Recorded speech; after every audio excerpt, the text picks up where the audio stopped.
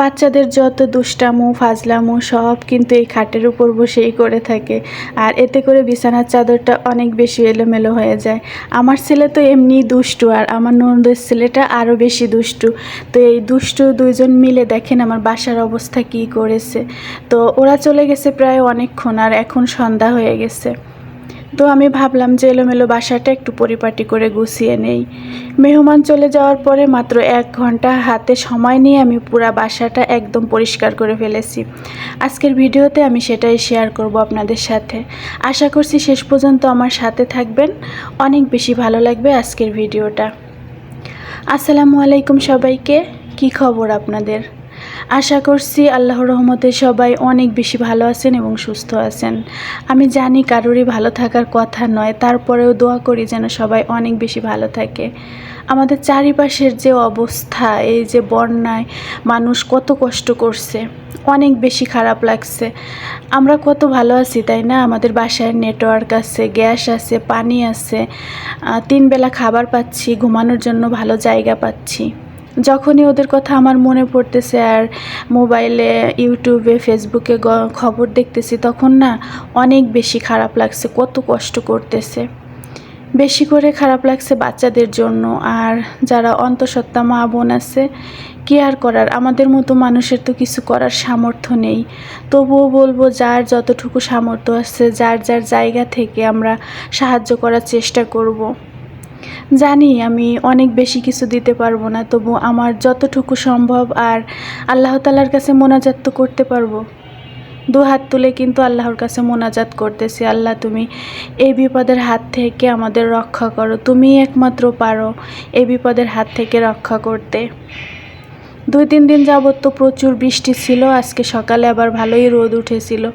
তো আমার ননদদের আসার আগেই আমি এই কাপড় চোপড়গুলো ধুয়ে দিয়েছিলাম। এগুলো হচ্ছে রেগুলার আমি বাসায় ব্যবহার করি। তো কাপড়গুলোও শুকিয়ে গিয়েছে, এখন আমি ভাঁজ করে রেখে দিব।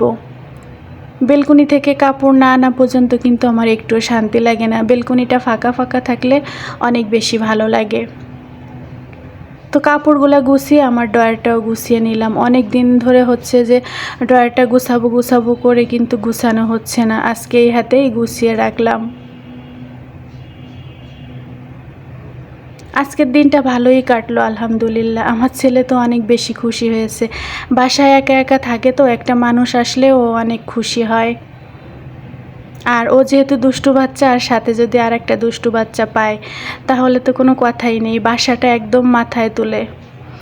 খাবারের পরে আমি এই প্লেট বাটিগুলো ধুয়ে রেখেছিলাম, এখন তো পানি ঝরে গেছে, মুছে আমি ক্যাবিনেটে রেখে দেব। এই কাজটা যদি আমি এখন সাথে সাথে না করি তাহলে কিন্তু আমার আলসেমিতে ধরে যাবে, পরবর্তীতে আর এই কাজটা করা হবে না। আর সিরামিক্সের জিনিস না আমার হাতে বেশি থাকে না, ভেঙে যায় হুটহাট করে। তো ভাবলাম যে এখনই উঠিয়ে রাখি, কারণ বিশ্বাস নেই আমার হাতে তো টিকে না। কাজ করতেছিলাম, তবে মনটা ভালো নেই, মনটা অশান্ত হয়ে আছে। যখনই ফেসবুকে, ইউটিউবে ঢুকবো আর ওই ভিডিওগুলো না বেশি করে আমার সামনে আসে, আর যখনই ভিডিওগুলো দেখি অনেক বেশি খারাপ লাগে আর চোখ দিয়ে পানি ঝরে। যতই চেষ্টা করি যে ভিডিওগুলো দেখবো না, তবুও কিন্তু আমার সামনে চলে আসে। আর এই পরিস্থিতিগুলো দেখলে না আমার কাছে মনে হয় যে জীবন মানেই যেন একটা যুদ্ধ। একটা যুদ্ধ আমরা শেষ করি, পরবর্তীতে আরও একটা যুদ্ধ আল্লাহ তাআলা আমাদের জন্য রেডি করে রাখেন। মাত্র কয়েকদিন আগে কিন্তু ছাত্র আন্দোলনে কত ভাই বোনদেরকে আমরা হারালাম। কিছুদিন না যেতেই এই যে প্রাকৃতিক দুর্যোগ দিয়ে আবার আমাদের পরীক্ষা নেওয়া শুরু করছে। তবে এত পরীক্ষার মধ্যেও আল্লাহ তাআলাকে বলি, আল্লাহ তুমি ধৈর্য দিও, শক্তি দিও, যেন এই পরীক্ষাতে আমরা সবাই উত্তীর্ণ হতে পারি। তো কাজকর্ম মোটামুটি শেষ করে ফেলেছি, আর রাতের খাবার কিন্তু ছিল, আমার রান্না করা লাগবে না। আজকের ভিডিওটি আপনারা কে কোন অঞ্চল থেকে দেখছেন আমাকে কিন্তু ছোট্ট একটা কমেন্টের মাধ্যমে জানাবেন। যদি ভিডিওটি ভালো লাগে তাহলে প্লিজ একটা লাইক, কমেন্ট এবং সাবস্ক্রাইব করে আমার সাথেই থেকে যাবেন। আমার কথার মাঝে কিন্তু অনেক ভুল ত্রুটি হয়, আমি সাজিয়ে গুছিয়ে কথা বলতে পারি না, প্লিজ সবাই ক্ষমা সুন্দর দৃষ্টিতে দেখবেন। তো আজকের ভিডিওটি এখানেই শেষ করে দিব। সবাই অনেক বেশি ভালো থাকবেন, সুস্থ থাকবেন এবং নিরাপদে থাকবেন।